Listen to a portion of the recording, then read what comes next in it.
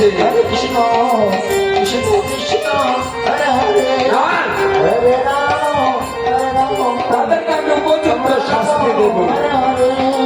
হরে কৃষ্ণ হরে কৃষ্ণ সে কি জানে না হরে হরে হরে রাম হরে রাম যমুনা হচ্ছে নারায়ণ স্বরূপ। হরে হরে হরে কৃষ্ণ আজ নারায়ণের সম্মুখে উলঙ্গ হয়ে